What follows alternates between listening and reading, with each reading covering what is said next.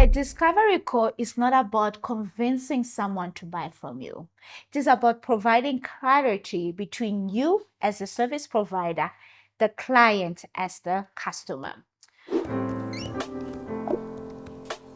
Welcome back to the Art of Virtual Assisting with me, Stephanie Lopepe, your host and the founder of Virtually Steve.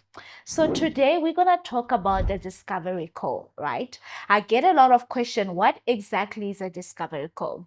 That's what we'll address today, and the structure that you can implement to have an effective discovery call. All right. So a discovery call is a conversation, right, between you as a service provider and a client. And it usually happens because the client has already been through your service offering, whether it's via your website or your social media content, and they inquire and be like, hey, I would like to book a call with you. Or they go on your website and they get redirected, whether they fill up a form and they qualify to take the call, and then you set up the call. And this call can always be done via automation, and it can also be done manually. You can just decide what system works best for you. All right.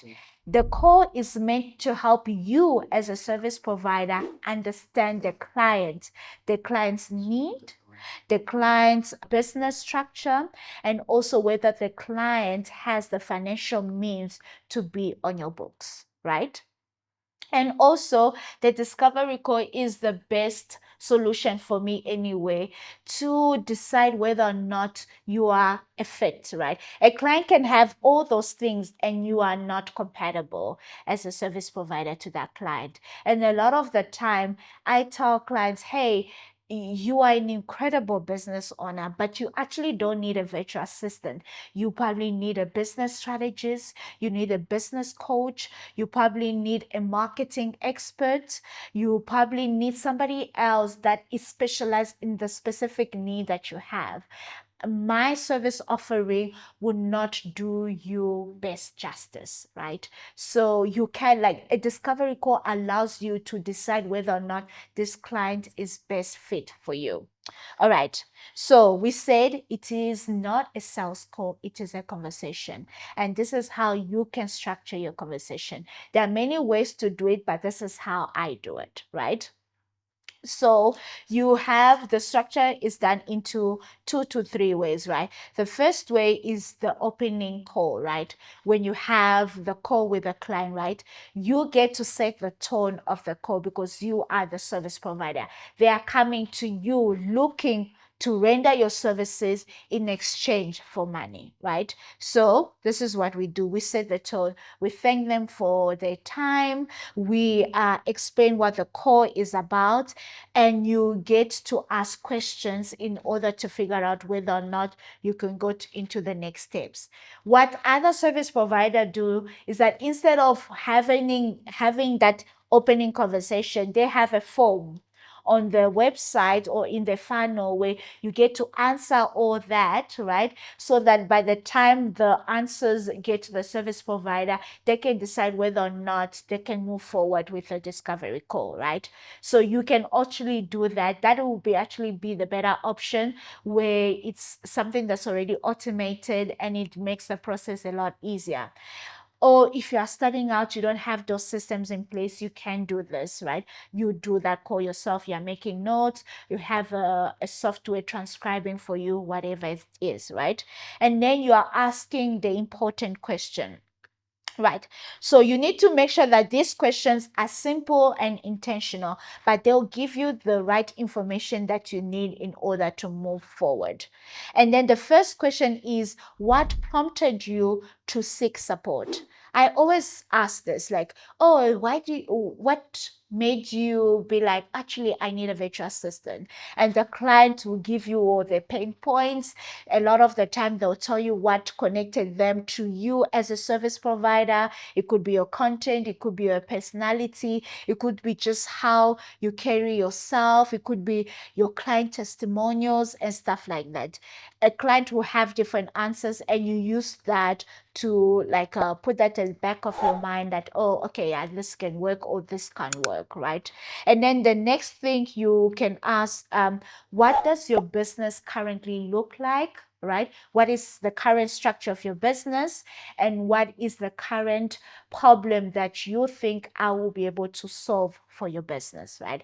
And then they'll go on and tell you about their business, if they are solo entrepreneur, if they have a team, how many employees they have, what are the departments they have, what are the pain points that they have, right? So for me, I'm currently focused in business management and operations.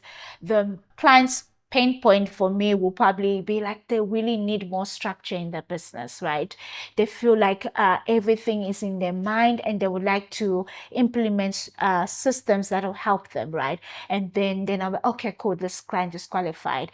I recently had an inquiry where the client didn't necessarily need system, but the client was probably looking for entry level virtual assistant work or support, and I no longer provide that. So I'll simply let the client know, hey, I've since transitioned from this. I no longer offer that as a service, but I'm more than happy to refer you to another virtual assistant, which I do have in my community, and I do refer them, right? So you can literally do that.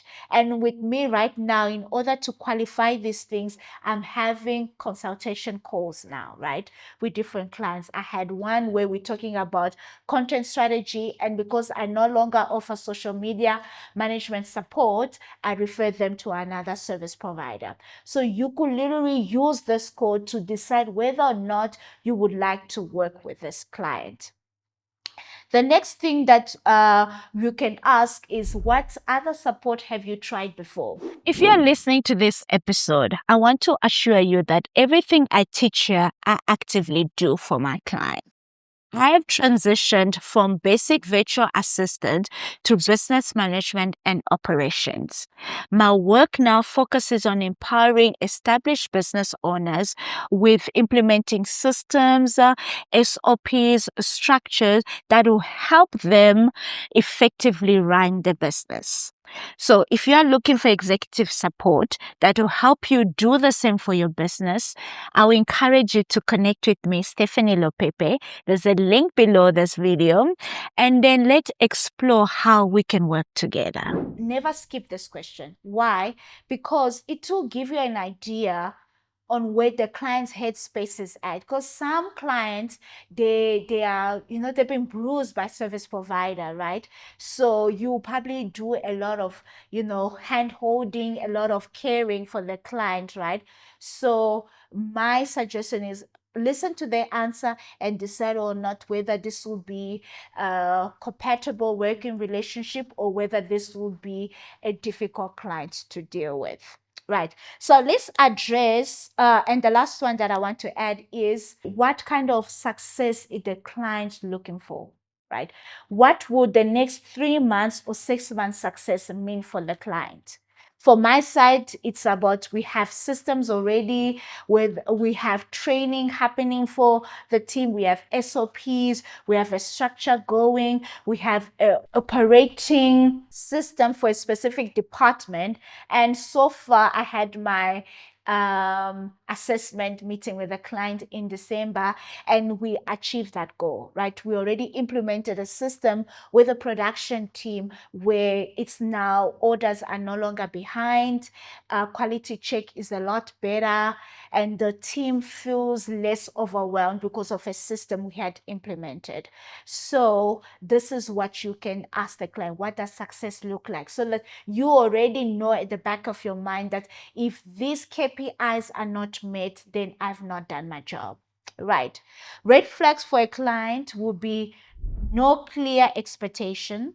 The client has no clear budget allocated to what they are asking for you. They are vague in their answers, like, oh yeah, that can work. You should know as a client what you're looking for. And as a service provider, if you can tell that the client still needs more time to figure out what they're doing with their business, you can decide whether or not that's the client you want to have, right? And also, if a client has no positive thing to say with their past service provider, right? Sometimes we like to say, maybe the service provider was not qualified. Other time, the client is not ready to actually be a better or a more effective business owner, right? If you have no structure in your business, if you are confused, if you yourself don't even know what you are doing, your service provider will not succeed. And you just have to pay attention on how they speak about the past service provider to decide whether or not you want to be added to that list. All right. And most importantly, you need to learn how to say no. You can say, based on what you shared, I don't think we are the best fit. For me, I always use that line and be like, I'm not what you're looking for. You are looking for this, and I can refer you to someone, or you can use other channels to find those service providers, right? It could be a business strategist, it could be a social media manager, it could be a content creator, because there is a difference with all those service providers, right? This person is looking for one person to do everything. I'm not the service provider, right? So we're going to jump into our insight segment. So today's question is, how do I stop feeling nervous or insecure during discovery calls? Wow. I think my first few discovery calls were, oh my word, they were just not good. It was so bad, right? So I can encourage you, right, to do the following things. You need to prepare, right? So that's why I was saying that other service providers who already have a form on the social media, in link in the bio or on the website in the funnels, that form gives them information. So if the client is qualified to be on the discovery call, they have information in order to prep well.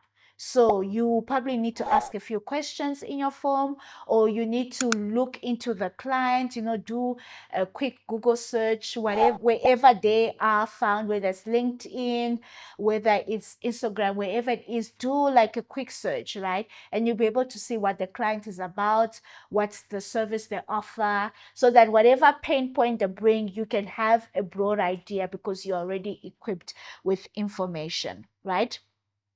You need to know your process, right? The structure that I provided earlier needs to be something that you have. You need to know your discovery call cannot take more than 20 minutes, right? Even more than 15 minutes. Why? Because I already have my questions, I have my structure, I have room for the clients to speak, and I have room to give feedback. So we can move with that quickly, right? So you need to know your process. You also need to have boundaries, right? So if your rule is, if a client rescheduled a discovery the second time, they can no longer be on that discovery call. They are no longer your client. So that's your rule. So you have one chance to reschedule the call. Why? Because you probably move things around to make time to take that call, right? So you need to put boundaries in place. You need to have rules.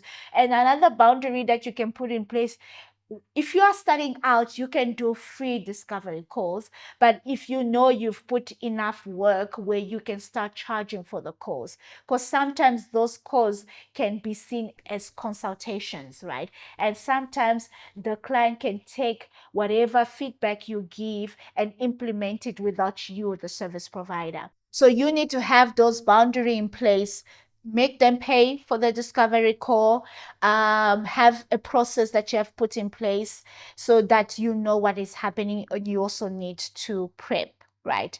And the last thing is that you are there as a service provider, not as somebody begging for business.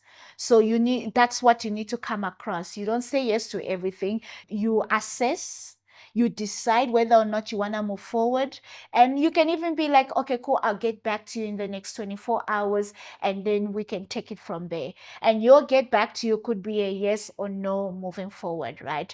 So you are not begging. You are there as a strategic business partner to these clients. So come, like, have a bit of confidence, add a bit of weight to you. Why not? All right, so that is our session today. So remember, confidence comes from clarity and not you trying to be perfect. And that's what the discovery call is there. Is there to provide clarity for you as a service provider and clarity to the client. All right, so comment below. How have you felt the last few episodes has been? Let me know what more you want to discuss.